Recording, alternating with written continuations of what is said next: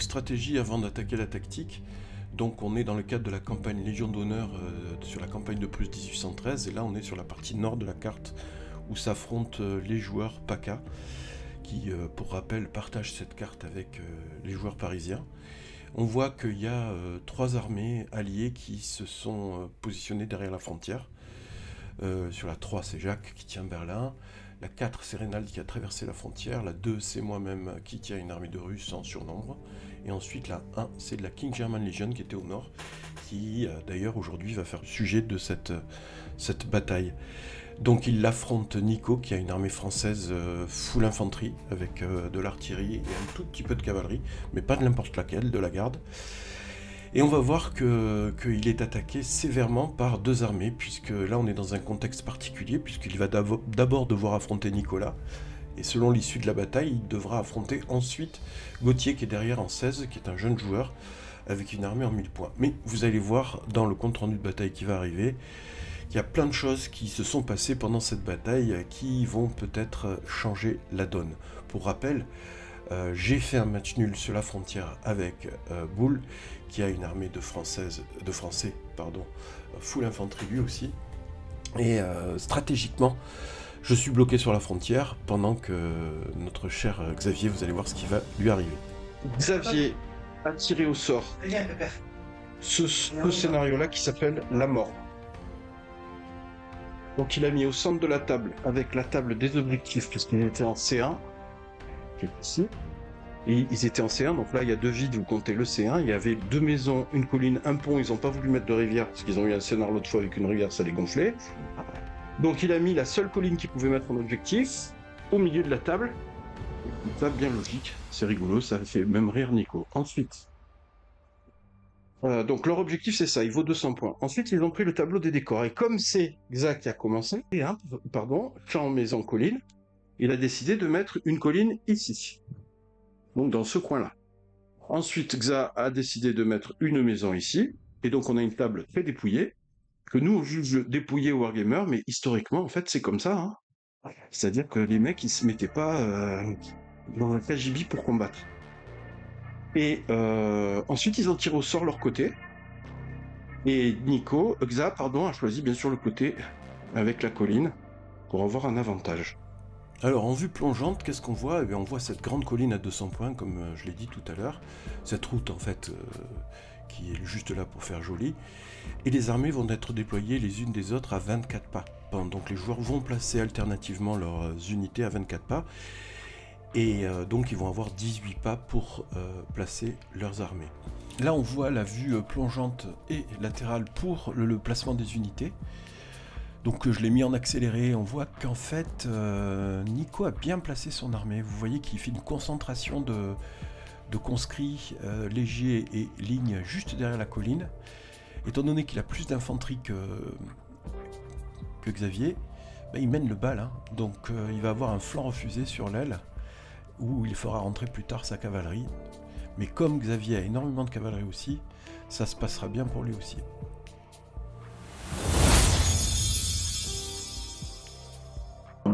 Euh, 12 légers, hussards, KGL. Derrière, une pièce de 9 qui a toute l'armée française en face d'elle. À côté d'elle, une fusée Congrève, voilà.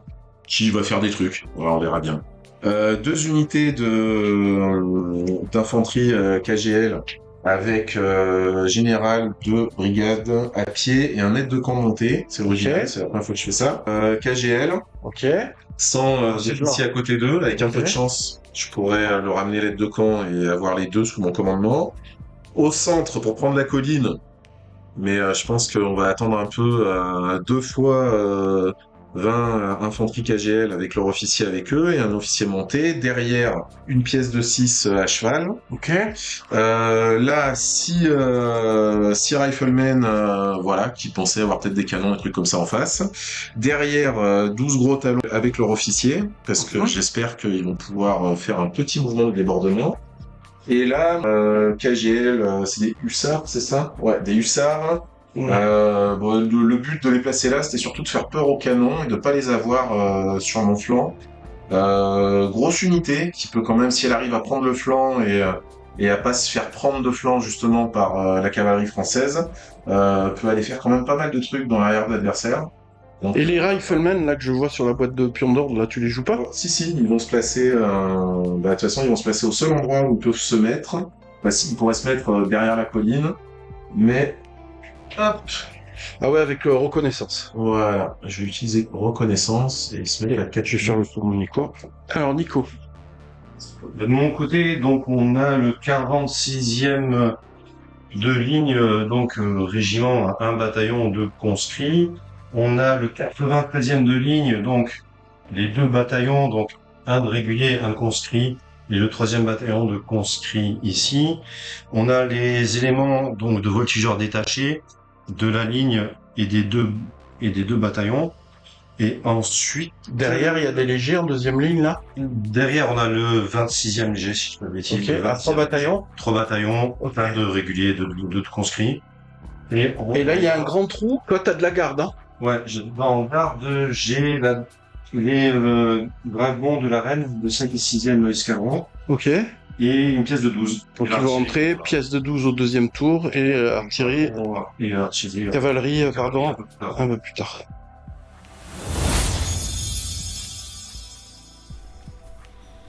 Et on ouvre les hostilités avec des mouvements, vous allez voir, qui sont très déterminés en début de partie, puisqu'on a le joueur français qui met un bataillon de conscrits dans cette maison, et vous allez voir qu'il fait attention, il met ses grenadiers sur le côté. Pourquoi il le fait? Alors, au début ça m'a surpris, je me suis dit mais pourquoi il est...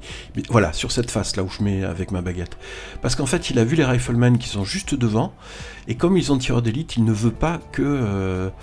ils puissent choisir leur cible et tuer des grenadiers dans un éventuel futur corps à corps. Donc c'était a priori une bonne idée. Donc là-bas la cavalerie fait son mouvement d'enveloppement, un seul mouvement avance bien sûr dans cette formation, et on continue et on avance, toujours très déterminé des deux côtés. Premier coup de canon pour l'anglais, sans grande conséquence, même si la pièce de 9 traverse plusieurs unités. Le plateau, comme vous le voyez, est définitivement français. Et on a un deuxième bataillon de conscrits qui vient en soutien derrière la maison pendant que les autres légers montent sur la colline, l'artillerie manœuvre. Et là vous avez vu, Xavier a bougé sa cavalerie sur l'aile droite. Premier tir de canon des Français, il n'y en a qu'un seul qui voit, l'obusier ne voit pas, curieusement. Et vous allez voir la résolution du tir. 36, je crois, mais pas que ça change rien. Tu peux tirer à travers. Non, eux, ils tirent pas. Et la rail, c'est que 6, quand même. 6, Ouais. 8 plus. Donc, le premier. Tu fais un accablement, ça, déjà. Ouais. Combien de rangs il a traversé, ça? Ah, pour le 6. Oui, est-ce que les 6, ils touchent les 3? C'est là-bas? Ouais. Non, du coup, devant. Ouais, à l'écran, là, je vois un bout Ouais. d'avion Ouais. qui est traversé. Donc, Premier rang. 8. 8 plus. Non. Deuxième. Oui. Troisième. Non. C'est 10 pouces. Les, Ah, et oui, à cheval. À et cheval, c'est 9. 9. 9, comme de la légère. 9 et 5. Voilà. 9 et 5. Il faut que je sois à distance de commandement de mon général. Ouais. Ça va, voilà. Et l'aide de camp, il donne à 6. Comme ça, il donne aux 2 canons une fameuse fusée. Phase bien connue dans Légion d'honneur, la ligne de commandement des généraux et des aides de camp, on mesure bien, on s'applique.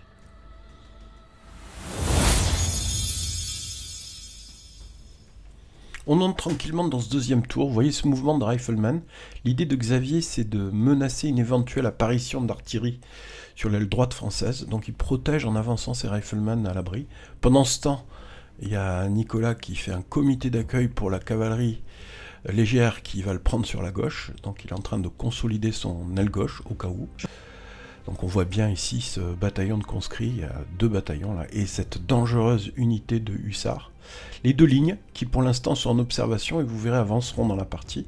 Les lourds qui auront fait du beau boulot, le plateau qui est définitivement français là, en colonne de division parce qu'il a vu la pièce de 9 de l'autre côté de la table et il veut pas la prendre. Un autre carré ici dans la pente, je dis carré parce qu'il passera en carré.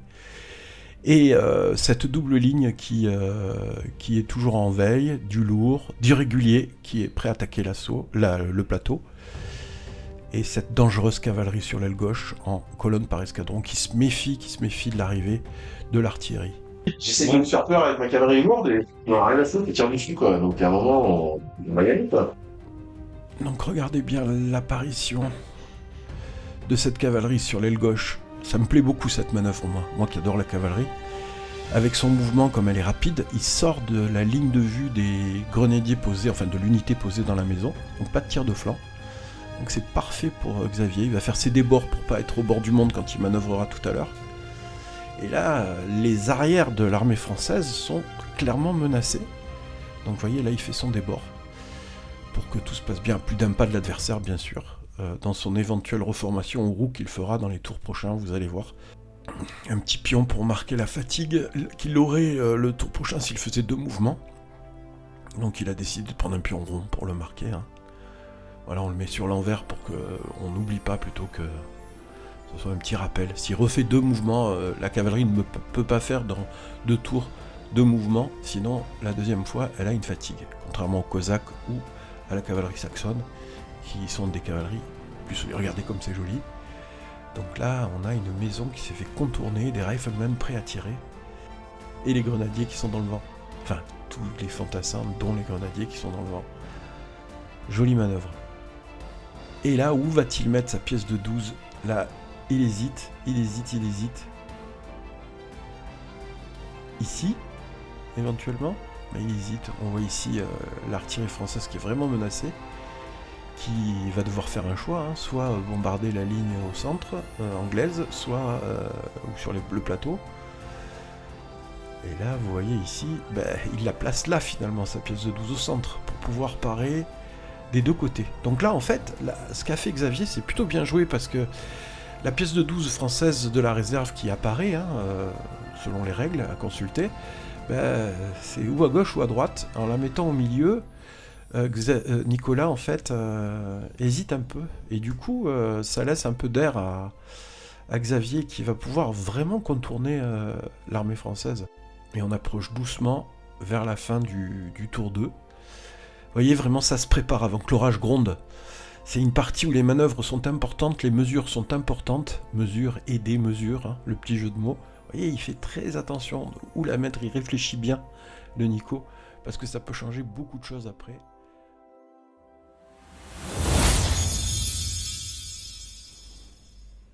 Et donc là, encore des mouvements pour ce 3e tour, qui vous allez voir vont déclencher des événements fracassants au 4e tour.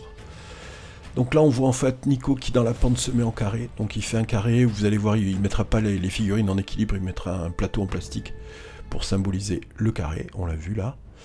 Là, la cavalerie décide d'y aller, ce qu'avait dit tout à l'heure Xa, il y va. Est-ce que c'est bien d'avoir fait ça ?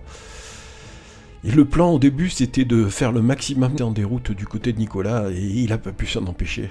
Ce gars, dans d'autres jeux, joue orc, hein, je vous le dis. Même s'il a bien joué sur cette partie, là, il n'a pas pu s'en empêcher. Les voltigeurs font leur boulot, ils accablent énormément cette unité, qui tiendra. C'est pas l'accablement qui aura cette unité, qui aura raison de cette unité, parce que c'est une très bonne psychologie, mais ils tombent petit à petit, ils s'approchent dangereusement du seuil de dissolution, même si ce sont de l'élite, où on se dissout que beaucoup plus tard. Des tirs d'artillerie sur le plateau, vous voyez, ils visent. Ça c'est bien joué, parce qu'il prépare sa future attaque du plateau, parce qu'il va attaquer, hein. Il rigole pas le Xa. Nicolas qui protège ses arrières, parce qu'il a très peur de ce régiment accompagné des riflemen. Donc ça c'est encore, moi je trouve, bien joué de la part du français, de l'anglais, qui avance et qui va prendre le plateau. Regardez, il avance sa cavalerie lourde pour aller sur le plateau. Donc cavalerie lourde, artillerie, infanterie, on a les 3 armes, hein. Contrairement au français qui n'a que de l'infanterie, qui d'ailleurs là se réorganise et va faire un beau comité d'accueil pour tenter un tir de flanc, mais c'est pas ce tour-ci puisque c'est une reformation. Donc vous voyez, le hussard ça se serre, hein. Il a pris l'aile, c'est vrai, mais c'est impétueux, il est tout seul sur l'aile. Ça inquiète le français et ça mobilise chez le français tout un tas d'unités qui n'agissent pas ailleurs, ce qui est pas plus mal, hein. L'artillerie anglaise a tenté un tir aussi pour préparer, hein, l'attaque du plateau, parce qu'il va y avoir une attaque du plateau. Il s'en mêle un peu les pinceaux dans les mouvements, les roues, etc. Je pense qu'il a fait des erreurs qu'il n'oubliera pas pour les prochaines parties, d'alignement, de ligne de feu. Et là, c'est la 12 qui va prendre pour cible, et pas de flanc, hein, c'est de face, puisque ça n'est pas un flanc pur, qui va prendre 2 escadrons de face de hussards. Donc la pièce de 12 qui tire à cette distance-là, j'aime autant vous dire qu'il va la sentir passer, notre hussard. Mais sans suspense, hein. Je vous spoil un peu la fin. Il restera ici quand même notre hussard anglais, qui vérifie que ça se passe bien, la ligne de vue, ça va bien se passer, il va tirer. Donc là, il retire ses pertes. Et regardez sur le plateau. En fait, on a Nico qui commence à bouger sa colonne de division pour essayer de tirer sur les lourds. Et en fait, je les aide avec la ligne de vue, puisqu'à Légion d'honneur, les pentes comptent et on ne les voit pas. Il ne peut pas tirer. Ça se sert dangereusement quand même pour la cavalerie lourde KGL. Anglaise alliée à l'armée KGL. Et regardez notre XA, il reforme son bataillon en double ligne en colonne d'attaque. Il nous préparerait pas quelque chose celui-là? On lui rappelle que l'objectif c'est la colline, c'est pas la maison. Mais bon, il a envie d'en découdre. Il oublie qu'il est en campagne et qu'il faut préserver ses unités. Mais il y va. Je vous rappelle que ce gars joue orc dans d'autres jeux. Et il peste parce que les voltigeurs ne sont pas assez près de ses carabines, enfin de ses fusils. Il avance sa double ligne pour venir mettre la pression sur le français. Définitivement, c'est la KGL qui prend l'initiative et oblige le français à faire apparaître en défense, contre-attaque, sa cavalerie de la garde. Donc il choisit de les mettre ici pour protéger son aile et des riflemen et des dragons qui sont en colonne par escadron sur son flanc droit. Donc en fait, oui, Xavier a réussi à mettre Nicolas dans la réaction, qui a bien géré, il faut pas lui enlever ça quand même. Hein. Mais il est en réaction. Et pas de repli, pas de reformation, il s'en fout l'allemand, il avance, il a qu'une idée en tête, c'est contourner le français, il y va, regardez. Et en avançant de 9 pas, il a droit qu'à un mouvement dans cette formation, il lui donne le flanc, il prend le risque, il y va. Non, quand même. Ah oui, oui. T'es un voltigeur, tu sais que tu vas être obligé de suivre. T'es à 1 pouce d'unité de cuirassés, bon, qui ont perdu quasiment un rang, mais... C'est leur boulot hein, de tirer et fuir. C'est leur boulot. Son mec, hein. C'est leur boulot de tirer et fuir. Fuir. Ouais, là, la fuite, il faut pas la rater quand même. Accablement toi. Ouais, c'est un accablement. Accablement toi. Je suis désolé parce que... Là, c'est bon. Voilà. Ouais, justement. Tu vas... Ah putain, je croyais qu'ils avançaient. Ils avaient rien sur plus. J'ai plus 2 pouces en colonne d'attaque. Et vous voyez. Merde, ouais, mais bon. Bon, la charge que tu vas me faire le tour prochain. Je suis là, Nico. Ok. Mais tiens, je sais ce que... Bon, que c'est beau les mecs, vous me faites une belle bataille. Voilà. Bon, bah du coup, tir, réaction de charge. Bon, bah... Non, malheureusement. Je pensais qu'il allait plus bouger, mais non. L'artillerie s'est pas reformée à ce tour-ci pour se protéger, elle laisse les fantassins le faire. Le centre, on se regroupe sur la colline, on a très peur de cette percée de la cavalerie. Regardez les légers qui se préparent dans la pente derrière, qui se reforment sur la droite, et là, à la lisière du plateau, un bataillon déjà prêt à attaquer côté anglais, ça va être explosif. Un carré ici, c'est pas Jojo, mais bon, ils sont en pente. Et la garde qui est ici, qui va essayer d'attraper ces satanés dragons anglais.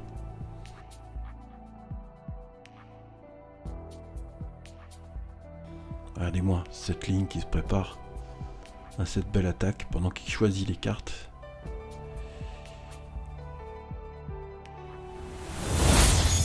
On y est. Mais il va pas y avoir encore des corps à corps. Regardez le français se réaligne, avance, parce qu'il a vraiment peur des arrières et des éventuelles fuites qu'on pourrait avoir sur le plateau, mouvement obligatoire. Donc il avance, il consolide ses arrières. Donc c'est vrai que l'Allemand fait faire ce qu'il veut aux Français pour l'instant. Ensuite, là, il y a des tirs sur les lourds, qui vont pas partir encore ce tour-ci, qui vont bien bouger. Ça manœuvre de l'autre côté. Je crois que c'est du conscrit, cela. Ici, ça s'est mis en carré, parce qu'il y a la cavalerie derrière, donc comme il les voit sur le côté des voltigeurs, il se protège, Nicolas. Et puis la cavalerie, les hussards, là, les filous qui passent, qui manœuvrent, regardez, avancent et roue. Et comme c'est de la cavalerie légère, la roue peut être très grande, hein, il peut aller jusqu'à 9 pas. Donc j'essaie de vous montrer ça avec la caméra. Il est en train de contourner, mais en beauté, les pièces d'artillerie il va les prendre en revers, il menace les trains. Après, il a l'initiative, hein. Il a réussi à faire des jolis coups. Donc en fait, le français est toujours en réaction de cet anglais qui le harcèle sur les ailes. Franchement, à ce stade de la bataille, c'est incertain. Ici, il a eu l'initiative, et regardez ce qui se paye comme tranche de rire. Il fait une avance de 9 pas. Et vous avez vu, c'est Nico qui a mesuré pour lui. Il sort de la ligne de vue de la cavalerie. C'est fou, quoi, pour le français. Et génial pour l'allemand. Regardez ce filou, il arrive à se glisser aussi sur le côté, c'est magnifique. Je crois que j'ai rarement vu 2 cavaleries légères se glisser comme ça. Regardez ce plan comme il est sympa, où on voit que l'armée française, vraiment, sur les arrières, est en train de contourner. Alors Nico, finalement, il temporise. Depuis tout à l'heure, je dis, il réagit, mais il temporise bien. Parce qu'il protège pour l'instant ses arrières, qui ne sont pas pris. Hein. Un petit tir du carré sur les lourds de Xa. Et puis qui ont une perte, et puis il monte son deuxième bataillon tranquillement de réguliers qui est à la lisière sur le plateau. L'anglais est vraiment bien positionné pour préparer une succession d'assauts tout à l'heure, mais comme je vous le dis depuis tout à l'heure, le français réagit, mais il est encore très solide et très organisé. Donc on voit le français qui va continuer sa manœuvre, il va donner son flanc très dangereusement, il fait une roue pour voir les lourds, dont il a très peur. C'était des ordres qu'il avait donnés au préalable, hein. Donc il les applique. Ça c'est risqué je trouve, parce qu'avoir un bataillon de réguliers sur le flanc, bon il compte ses tirs, il est content, hein, il va faire du mal à la cavalerie, mais c'est risqué. Ici on a les riflemen qui rendent de la monnaie à la garde, qui tire à bout portant. Aucun double n'a été fait, hein. Il n'y a aucun officier qui a été tué du côté des riflemen. Donc il y a eu une perte côté garde française. Et la cavalerie monte sur le plateau, regardez où elle arrive, cavalerie lourde, à 3 pas, même pas, allez 3 pas, du bataillon de conscrits qui est sur le plateau. Là, franchement, moi je suis français, je m'inquiète, regardez ce plan, regardez ce qui se prépare, 2 bataillons prêts à charger, un général au milieu de division, un colonel, enfin bon, là, le plateau, il commence à bien basculer. Là, ici, il y a une charge. Bah ouais, hein. Il lâche pas sa stratégie de WAG, je fonce. Donc il charge, il va s'arrêter sans désordre tout près du carré. Les voltigeurs fuient, ils seront ralliés plus tard, hein. Ils vont pas quitter la table. Et la cavalerie fait son mouvement normalement pour venir juste devant le carré. Voilà, tranquillement. Donc effectivement, c'est pas encore un tour de combat. C'est encore un tour de manœuvre. C'est pas pour rien que j'ai mis un pied à coulisse et une règle de 30 cm dans les mains de joueurs sur la photo au début. Hein. Là, il regardait s'il faisait tester son artillerie, parce que ce sont des tirailleurs aussi. La colonne d'attaque monte vers la maison, comme vous le voyez à l'écran. Il se décompose pas, notre ami Xavier. Il bluffe pas, et il avance à double ligne, toujours tranquillement, pour venir prendre le centre du champ de bataille. Ce qui est pas plus mal. Vous allez voir après ce qu'il va faire. C'est quand même pas mal. C'est pour ça que jouer fond de table quand on joue anglais, KGL, c'est bien, mais attaquer... il est vrai que le français est en position défensive. Le français a pris l'objectif et il laisse venir. Et il fait ce qu'il peut sur ses ailes avec des unités en moins qui peuvent soutenir au centre. Donc forcément, je vous fais du teasing. Bon, vous voyez, les hussards face à l'artillerie, eux ils sont dans le vent.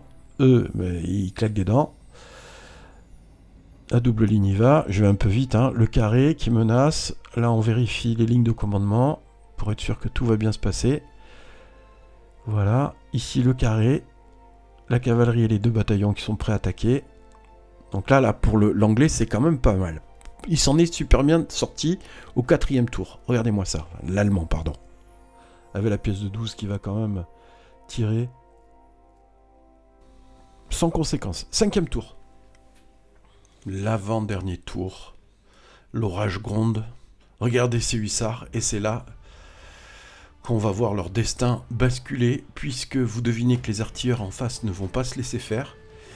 Et Nicolas a passé l'ordre mitraille, donc il va lancer 7 dés par UA, par unité d'artillerie sur du 5-6.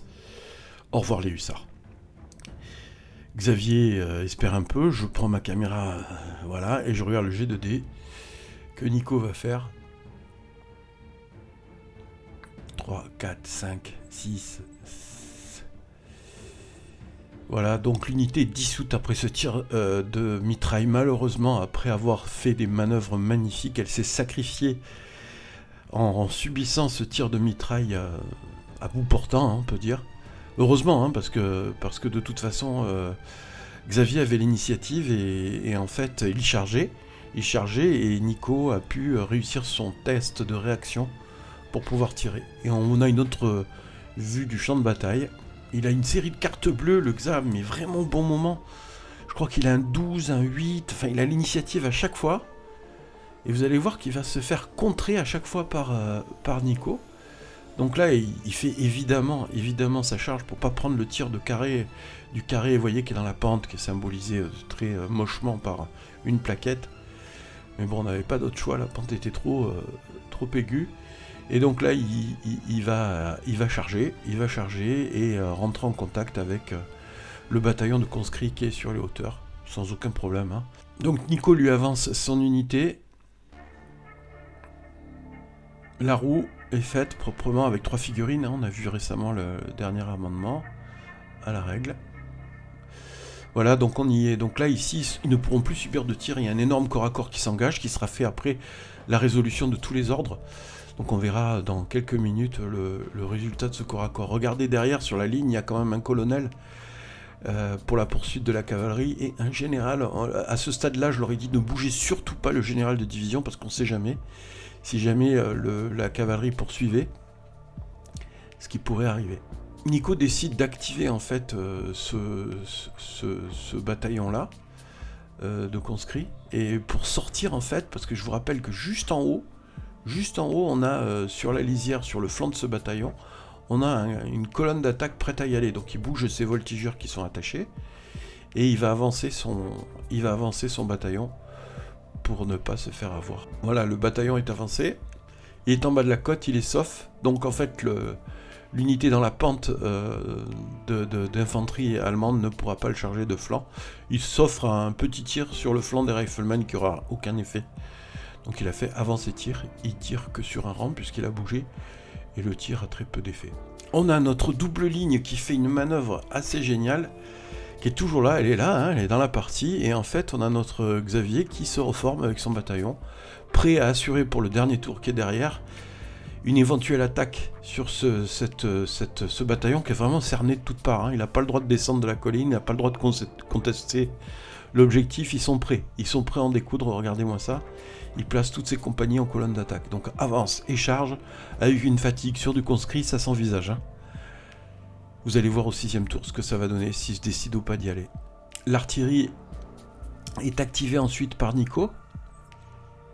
Voilà, test de discipline réussi, c'est de l'artillerie de la garde, il fait un tir de flanc sur colonne par escadron. Là, il tire sur chaque figurine, là, il y en a 4 de tirs à faire, et boum, il y a un escadron qui part.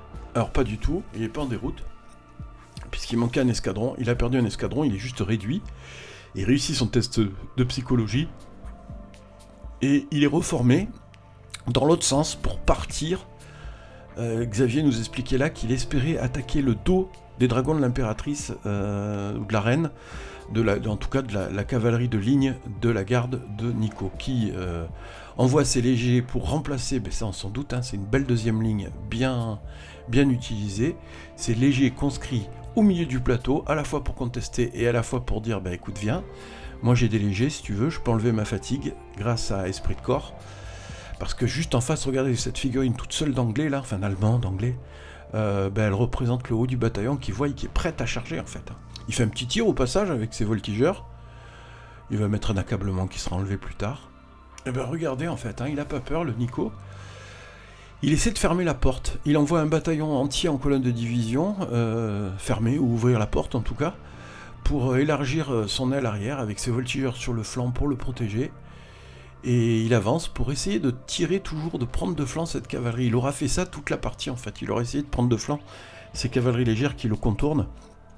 Et là il fait un tir, bon, qui n'est pas un tir de flanc, qui est un tir de face. Vous voyez, son maître est un peu tordu, et là il corrige en voyant qu'il a 3 tirs je crois, ou 4 tirs.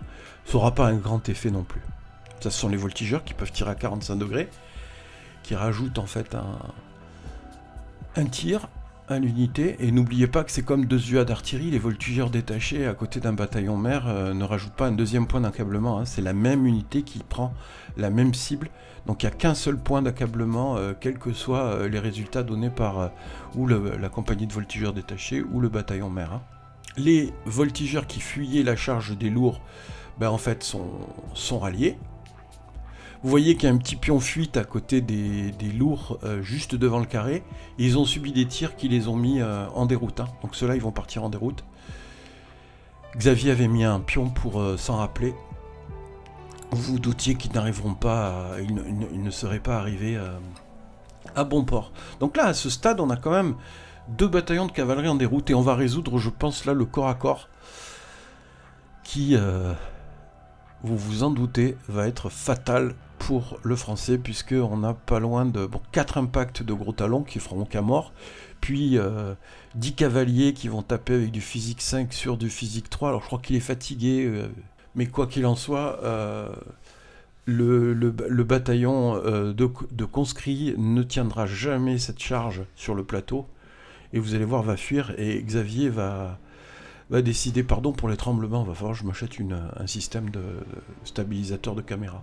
Et donc sur cette vue d'avion, on va voir ce que va donner la poursuite, puisque Xavier aura décidé de poursuivre ce bataillon de conscrits. Il emportera le colonel, qui est sur sa route, mais qui fera un jet chanceux, qui lui permettra d'éviter d'être capturé. Le général, on le voit à l'écran, on a douté pendant la partie, lui ne sera pas sentira juste le vent des lourds le rattraper. Là, il jette les dés de poursuite, vous voyez. Bon, il n'y a aucun suspense. On sait que l'infanterie sera rattrapée et que les lourds finiront avec un désordre et une fatigue juste derrière l'autre bataillon sur le flanc et face à cette pièce de 12 pour laquelle il reste en fait une munition. Et vous allez voir ce qu'ils vont faire. Vous devinez qu'au dernier tour, cette munition ne sera pas gâchée. Donc en fait, Nico fait tous les tests de psychologie autour du bataillon qui a été rattrapé dans les 6 pas, donc il réussit tout, si je dis pas de bêtises. Et puis avec des conscrits, avec une psychologie tirée, comme on dit dans la partie, sec, quoi. Quand on a un carré, quand bien même les voltigeurs, les grenadiers sont à l'intérieur, on prend la psychologie sèche, entre guillemets, de l'unité. Donc sur du 6, du 7, il réussit ses tests, il réussit tous ses tests, il n'y a rien qui bouge. Il charge même avec sa cavalerie de la garde sur ces fameux riflemen qui sont venus le narguer pendant plus de 5 tours, qui vont fuir. Et la cavalerie va se retrouver face à l'artillerie qui, dans les mains de Xavier pour cette partie, c'est vrai, n'a pas été très facile à manœuvrer. Et dans le reste de la partie, vous verrez qu'il a du mal à optimiser ses tirs avec cette artillerie.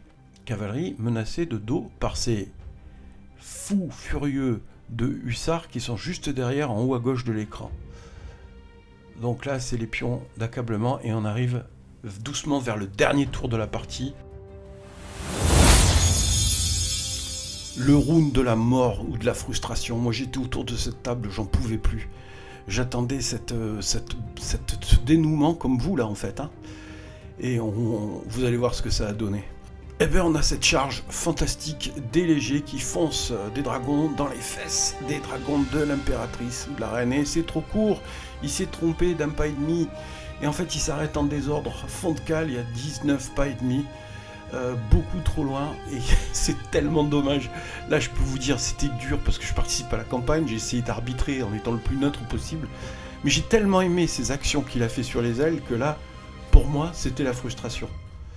La pièce de 12, vous avez vu le doigt de Nico qui l'a indiqué, elle va faire son œuvre, il se prépare, il charge un mitraille, 13 boulets sur cette petite cible, vous voyez avec sa carte, et là ça va piquer très très fort. Il n'y en a plus, comme vous pouvez le voir, il n'y en a plus, donc le régiment, ça fait le 3e régiment de cavalerie qui sort, et il attaque la maison en bas, Xa, il se laisse pas faire. Il attaque la maison et il révèle les ordres de cette 2e unité qui attaque. Et là, petite polémique entre lui et moi. Moi, je lui ai dit, regarde, t'as tout fait pour attaquer, vas-y, fonce, même si t'es fatigué. Il me dit, non, j'y vais pas. Et il y va, il a la portée, il n'y a pas de problème, son doigt, là, c'est pas un problème, c'est pour la rouge, l'aide à manœuvrer, il y a à l'aise les 10 pas. Et en fait, pourquoi je lui disais d'attaquer moi? Parce que même avec une fatigue, avec les 2 grenadiers devant, qui passeraient à 4 et donc 3 pour le reste de son unité, il tape en premier sur des conscrits, donc avec 10 attaques dont 2 qui touchent sur du 3+, il y a une belle action à mener. On va voir le résultat de combat tout à l'heure. Donc les riflemen fuient, parce qu'ils sont chargés par la cavalerie de la garde, et ils sont rattrapés.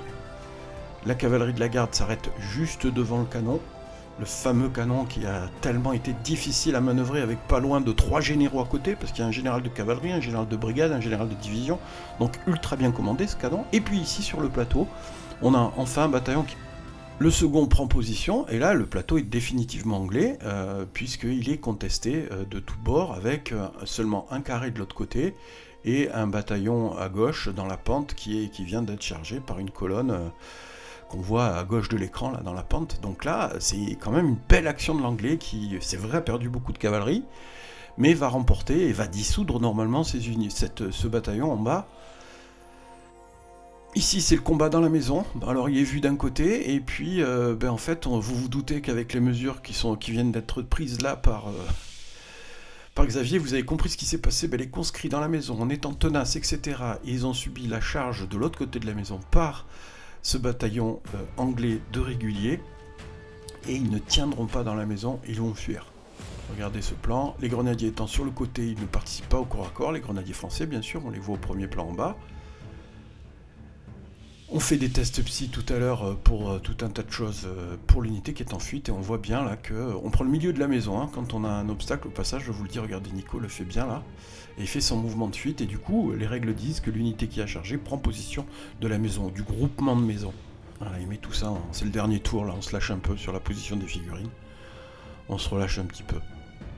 La maison est anglaise, dommage que ce soit pas un objectif. Ici, le fameux corps à corps. Tenez-vous bien les amis, ça va être épique. J'en tremble, regardez ma caméra. Eh bien, figurez-vous pour ce corps à corps que Xavier m'avait dit il faut pas que je charge. J'avais insisté autour de la table, j'étais sorti de ma neutralité. Vous savez combien il a fait de morts en jetant 10 dés? Alors, il y en a 2 sur du 3+, et les 8 autres sur du 4+. Il ne fait qu'un seul mort côté français.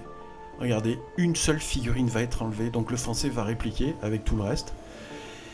Et va non seulement battre le bataillon, mais va littéralement le pulvériser. Et alors là, moi autour, comment vous dire, j'étais dégoûté parce que c'était tellement brillant cette manœuvre, c'était tellement joli, et Xavier me regarde d'un œil vengeur en me disant « Je t'avais dit, j'ai une main toute pourrie » pour l'imiter. Effectivement, mais bon, c'est tellement dommage. Donc là, il fait un test. C'est vrai qu'à LH, on dit il ne faut pas y aller avec de la fatigue. Mais là, quand même, en chargeant en premier, il y avait quand même une chance sur 2, quoi. Et il enlève directement son bataillon. Alors, vous dire franchement, s'il a été dissous ou pas, je sais plus, mais on était au dernier tour. Il y avait un peu d'aigreur de la part de Xavier et de moi-même, parce que j'étais très déçu. Regardez, il sort ses caisses, il serre la main de son adversaire, et la bataille est perdue. Nico fait tous les tests de psychologie, il rallie ses unités, et il aura gagné cette partie. Il aura réagi toute la partie, ça aura été très décevant parce que je trouve que Nico a bien joué, il a fait ce qu'il fallait, il a pris l'objectif et il est resté en défense.